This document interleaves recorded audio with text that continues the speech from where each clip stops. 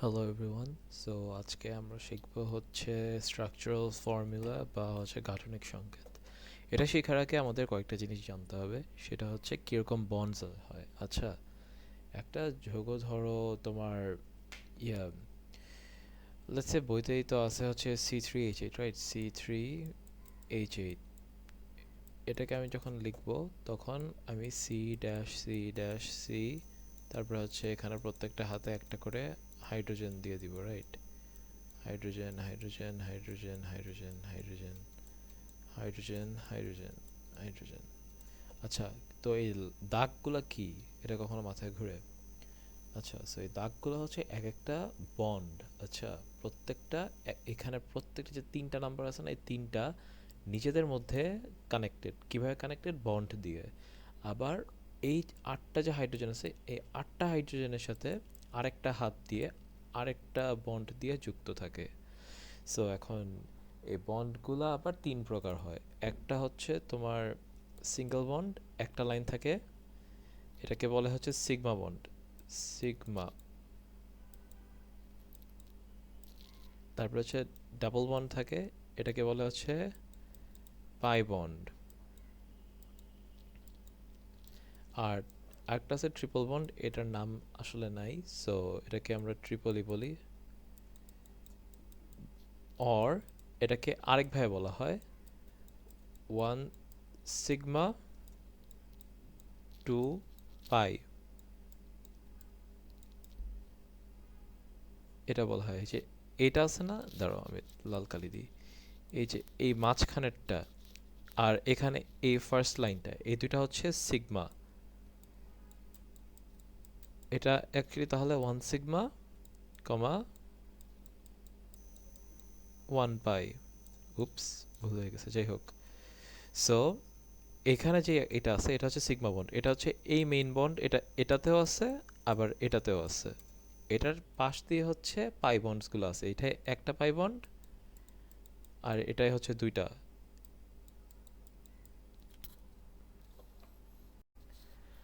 So এখন আমরা চলো দেখি যে মানে বন্ডগুলো কেমন হয়। আচ্ছা, সো ফার্স্ট অফ অল মনে জাগবে যে সিগমা বন্ধন আর পাই বন্ধনের মধ্যে পার্থক্য কি। আচ্ছা, এটা হচ্ছে একটা সিগমা বন্ধন। সিগমা বন্ধনে দেখছো এই দুইটা, এটা ধরো একটা হাইড্রোজেনের লাস্ট অরবিটাল, এটা হাইড্রোজেনের লাস্ট অরবিটাল, এই দুইটা একে অপরকে টাচ করতেছে, দেখছো এখানে এইটা আর এটা একসাথে লাইক মিলিত হয়েছে, একসাথে টাচ করছে।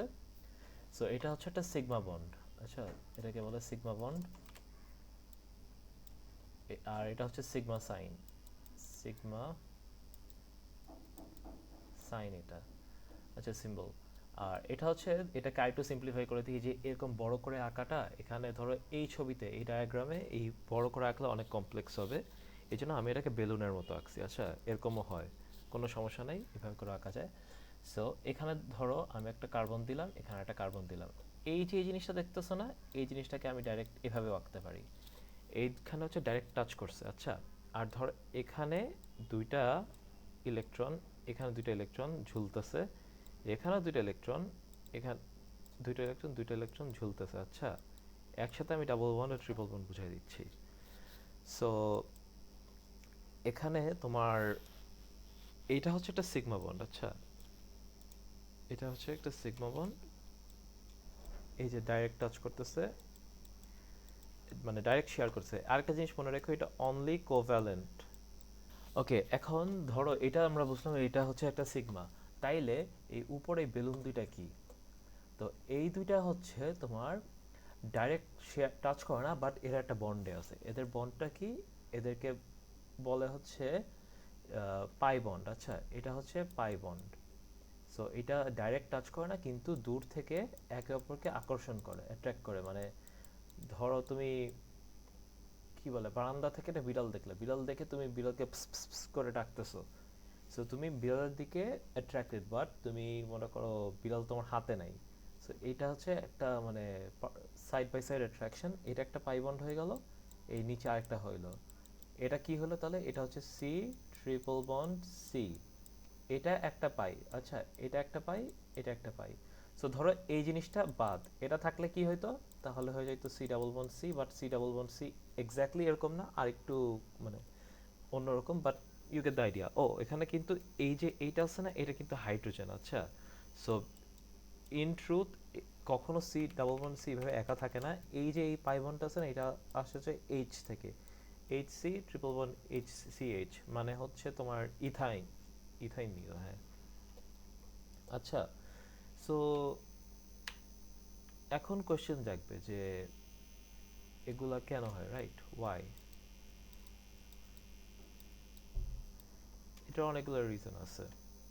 সো ফার্স্ট অফ অল, অনেকগুলা অরবিটাল আছে যাদের একটা ইলেকট্রন ডাইরেক্ট শেয়ার করে, মানে স্টেবিলিটি হয় না, তার আরও কয়েকটা ইলেকট্রন লাগে। এখন একটা বন্ডে অনলি একটাই সিগমা বন্ড হইতে পারে, মানে তোমার শুধু একটা ইলেকট্রনই আরেকটা ইলেকট্রনের সাথে পরস্পর টাচ করতে পারে, আর বাকি দুইটা তোমার ডাইরেক্ট কন্ট্যাক্টে না আসলেও তোমার দূর থেকে আর কি অ্যাট্রাকশন আসতে থাকবে। সো এর কারণে তোমার ধরো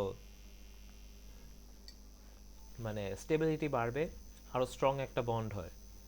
আর এখানে যে বন্ডগুলো আছে, বন্ডগুলো হচ্ছে ভ্যান্ডার ওয়ালস বন্ড দিয়ে থাকে। মানে একটু আগে যে আমরা এই এরকম দাগ দাগ দাগ দাগ দেখছি, এটা হচ্ছে ভ্যান্ডার ওয়ালস বন্ড, ভিডিডব্লিউ বলা যায়। অনেক উইক এই পাওয়ারটা।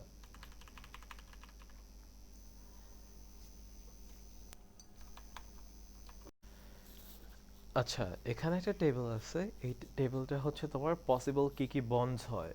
এখন এখানে দেখে মনে হচ্ছে যেটা মুখস্থ করা লাগবে, আসলে দরকার নাই, তুমি যে একটা পিরিয়ডিক টেবিলে তাকালেই বুঝতে পারবা কেন এটা হয়। আর কার্বনে এতগুলো দিছি, অবভিয়াসলি কার্বন হচ্ছে অনেক মানে কি বলে রিঅ্যাক্টিভ একটা কম্পাউন্ড। কার্বনের 4টা হাত আছে, মানে কার্বনের ধর লাস্ট অরবিটালে আমরা তো জানি অষ্টক পূরণের জন্য 8টা ইলেকট্রন লাগে না, কার্বনের লাস্ট কক্ষপথে আছে হচ্ছে 4টা ইলেকট্রন, এরকম 2 2 এই 2টা করে আছে। এখানে মিসিং হচ্ছে 1 2 3 4, মানে এই 4টা যে বক্স খালি, 4টা বক্সের জন্য কার্বনের 4টা হাত হয়, এরকম 1 2 3 4। এই 4টা হাতে সে যে কোনো কিছু লাগাইতে পারে, এন লাগাতে পারে, এইচ লাগাতে পারে, সিএল লাগাইতে পারে, ও লাগাইতে পারে। এখন ডাবল বন্ড ট্রিপল বন্ড কেন হয়, রাইট? কার্বনের যেহেতু 4টা হাত, সে এই এই জিনিসের সাথে লাগতে পারে। একটা কার্বন অন্য কার্বনের সাথে ট্রিপল বন্ডে আসতে পারে, 3টা হাতে কার্বন থাকতে পারবে, আরেকটা হাতে অন্য কিছু রাখতে পারবে। সি কার্বনের 4টা বন্ড কখনো একসাথে হয় না, বিকজ লাইক তাহলে এটা কোনো দীর্ঘ শিকল হবে না। মানে ধরো দুইটারই একটা করে হাত খালি, সেই হাত খালি থাকলে অন্য কিছু মানে যুক্ত থাকবে, কিন্তু ধরো যে তুমি কখনো 4টা দিতে পারবে না, বিকজ তাহলে শিকল আর বন্ধ হবে না। ধরো একটা বড় চেইন বানাইলা, C triple bond C triple bond C triple bond C, চলতেই আছে চলতেই আছে, কিন্তু তোমার একটা হাত যে খালি থাকবে এমটি, ওইটা তুমি কখনো মানে ফিল করতে পারবে না বাইরের কার্বনটার।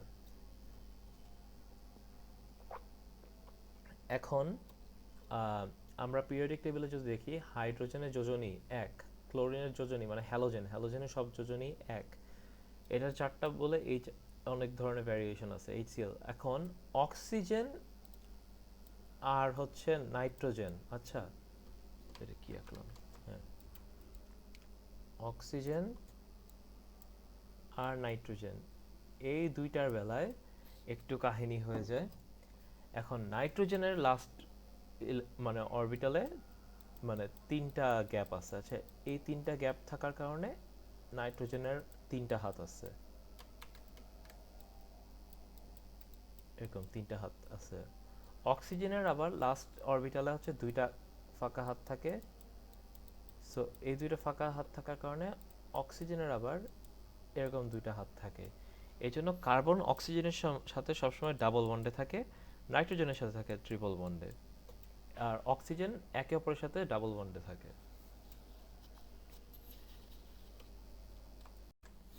আচ্ছা, এখানেও দেখো অনেকগুলো যৌগ আছে, যৌগগুলোর আমরা গাঠনিক সংকেত বের করব। আচ্ছা, তো C6H6, এটা একটু কাহিনী আছে। কাহিনীটা হচ্ছে, এটা হচ্ছে একটা এক্সেপশনাল যৌগ, এটা অর্গানিক কেমিস্ট্রির লাইক ভিত্তি বলতে পারো।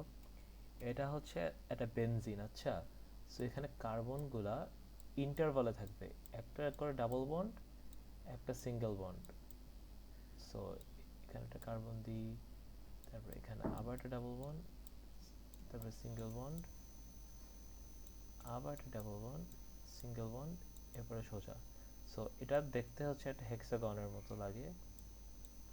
এই পয়েন্টগুলো এক একটা পয়েন্টে থাকে হচ্ছে কার্বন।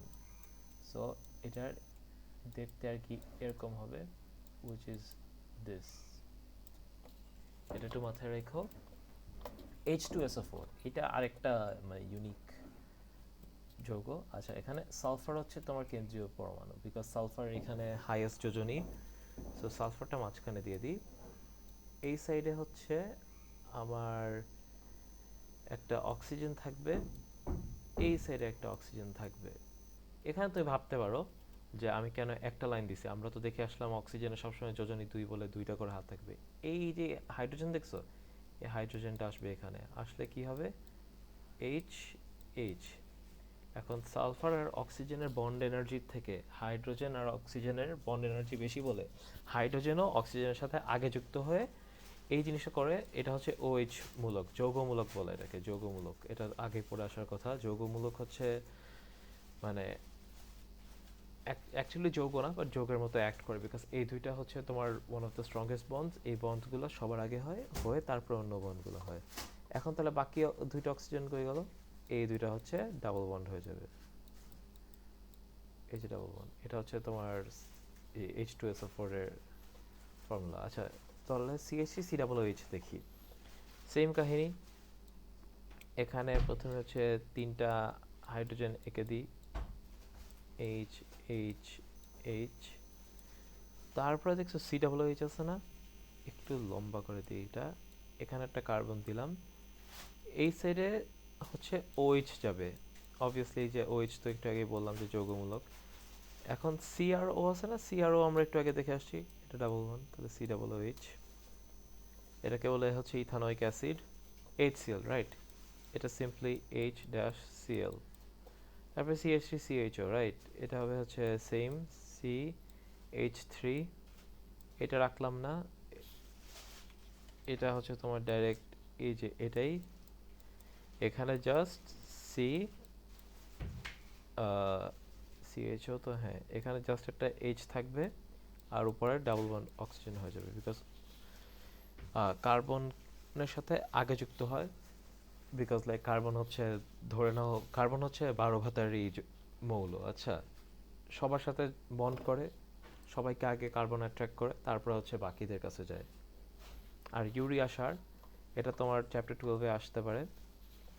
এটা হচ্ছে H2N ড্যাশ CO, মানে হচ্ছে যে সি ডাবল বন্ড NH2।